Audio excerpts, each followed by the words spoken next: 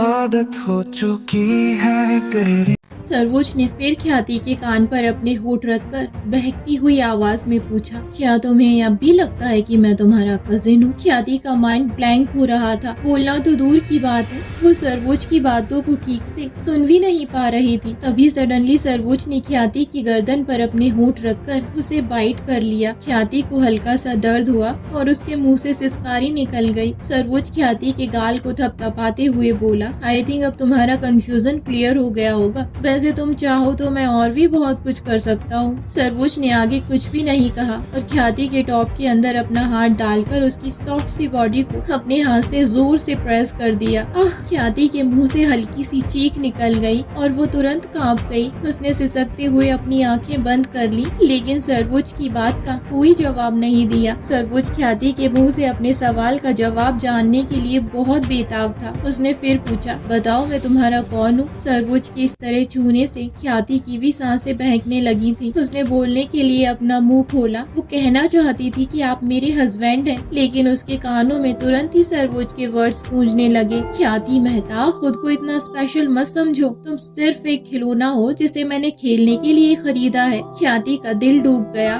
और वो दुखी हो गई। उसने धीरे से कहा, मिस्टर कपूर, आपने मुझे पैसे दिए हैं, आप मेरे साथ जो चाहे जहाँ चाहे कर सकते हैं। ख्याति की बात सुनकर सर्वोज की आंखें सिकुड़ गईं और तुरंत उनमें गुस्सा नजर आने लगा। उसके फेस के एक्सप्रेशन डार्क हो गए। उसे ऐसा लगा जैसे ख्याति ने अपनी बातों के खंजर से उसके दिल को चीर कर रख दिया हो और उसके जख्मों पर नमक लगा दिया हो। सर्वोज का गुस्से से फेस तमतमाने लगा और तुरंत ही उसकी आंखों में अंगारे सुलगने लगे। वो ख्याति के मुंह से खुद के लिए हस्बैंड वर्ड सुनना चाहता था, लेकिन अब उसने सोचा, क्या ये सिर्फ इसलिए मुझे खुद को चूमने दे रही है क्योंकि मैंने इसे पैसे दिए हैं? क्या ये मेरे लिए कुछ भी फील नहीं करती? इतना सोचते ही सर्वोज का ऑरा ड्रास्टिकली चेंज हो गया। ऐसा लग रहा था जैसे वो किसी की जान लेना चाहता हो। उसने खा जाने वाली नजरों से घूर कर ख्याति को देखा। तभी उसकी नजर ख्याति की गर्दन पर बने बाइट के निशान पर पड़ी, जिसे उसने कुछ मिनट पहले ही ख्याति की गर्दन पर बनाया था। उसे देखकर सर्वोज और भी ज्यादा इरिटेट हो गया। उसने एक झटके से ख्याति को उससे दूर धकेलते हुए उसे कार की सीट पर अपोजिट साइड में लगभग पटक ही दिया और गुस्से से चीखते हुए बोला,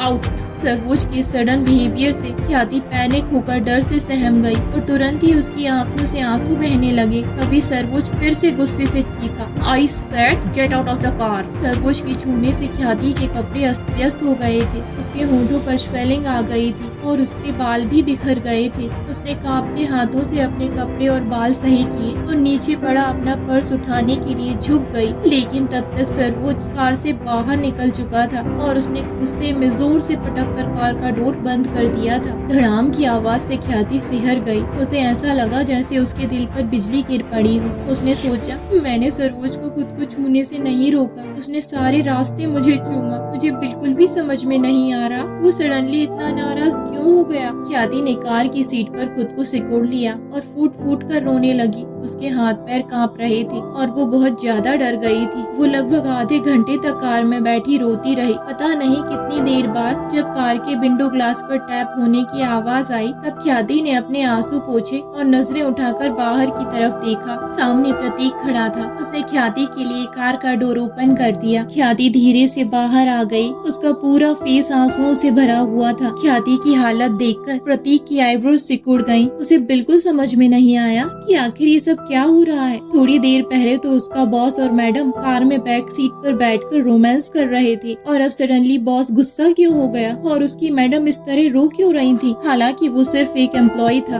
और उसे अपने बॉस की पर्सनल लाइफ में इंटरफेयर करने का या कुछ भी जानने का कोई हक नहीं था। अभी 2 मिनट पहले ही उसके मोबाइल पर सर्वोज का कॉल आया था और उसने गुस्से में कहा, मैडम को रेसिडेंशियल बिल्डिंग तक लेकर आओ। ख्याति छोटे छोटे स्टेप लेकर रेसिडेंशियल बिल्डिंग की तरफ जा रही थी और प्रतीक लगभग 1 मीटर का डिस्टेंस मेंटेन करके उसके पीछे चल रहा था। प्रतीक उसके पीछे तब तक चलता रहा जब तक वो रेसिडेंशियल बिल्डिंग के लिविंग रूम में एंटर नहीं कर गई। ख्याति ने जैसे ही अंदर कदम रखा, सबसे पहले उसकी नजर सामने सोफे पर बैठे सर्वोज पर पड़ी, जो तीखी नजरों से उसे ही घूर रहा था। उसके हाथ में सुलगती हुई सिगरेट थी और लिविंग रूम में सिगरेट का धुआं भरा हुआ था। साफ साफ समझ में आ रहा था कि वो यहाँ बैठा बैठा पिछले आधे घंटे से सिगरेट फूक फूक रहा था। आसपास कोई भी सर्वेंट नहीं था। ख्याति को थोड़ा अजीब लगा, लेकिन उसके पास ये सब सोचने का टाइम नहीं था। ख्याति का रूम फर्स्ट फ्लोर पर था। वो सीढ़ियों से जा सकती थी, लेकिन इस वक्त पता नहीं क्यों उसकी पूरी बॉडी में अजीब सी कपकपी हो रही थी और वो एक पल भी सर्वोच्च के सामने नहीं रहना चाहती थी।